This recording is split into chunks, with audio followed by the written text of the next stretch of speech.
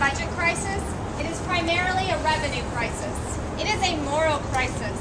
Economic downturn, partisan polarization, and a lack of leadership and prophetic imagination stand between us and our moral obligation to protect human dignity. That's right. And promote freedom and equity for everyone in this state. During the time that many of us have served in our congregations, inequality has grown enormously. That's right. The vast majority of people in our pews have seen their income stagnate or decline, and their responsibility for health and retirement security grow. The racial equity gap in Minnesota is among the worst in the nation. Yeah, it's horrible. Too many of us have had to rely on credit to make ends meet. Credit often offered on unfavorable terms. In our congregations and communities, we have routinely filled the gaps that people experience when they cannot earn enough to provide for themselves and their family through direct service. This responsibility has grown disproportionately in the last 3 decades.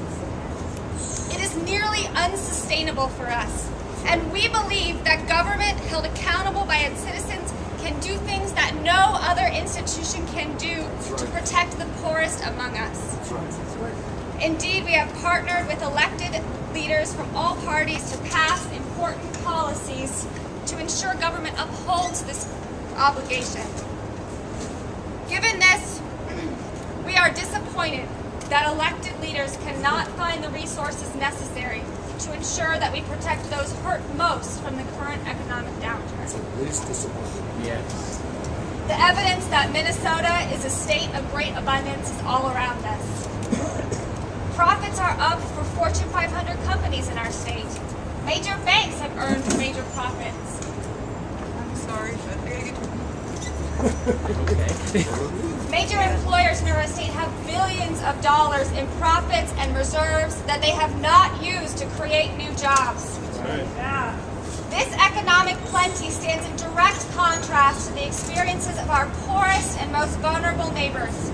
Over 150,000 Minnesotans will lose their homes to foreclosure by the end of the year. Under current legislative proposals, tens of thousands of people would lose health care coverage. School would hurt in their efforts to close the racial equity gap, and transit systems that move people to and from work and other vital resources would be cut dramatically. Throughout Scripture, God calls upon those who have more resources to provide opportunity for those who have less. And we believe that to whom much is given, much is required. This is not only a faith value, it is a value that every strong society upholds. That's right. That's right. If we are to practice real leadership in the coming days, we cannot sit idly by and watch some people enjoy remarkable success while others suffer. Minnesotans have a choice to make. Pass a budget that protects those who have done well in this economy and deepens suffering, or find creative ways to ask those who have done well to make sacrifices so that we can invest in those who've been hurt by the economic downturn. Let's get creative. Communities that have the least jobs, the worst education and health, communities that need opportunity and hope most. Because we serve a God of love, abundance, and mercy, the choice is clear to us. We call on the governor and legislative leadership to partner with us in creating one Minnesota. Thank you.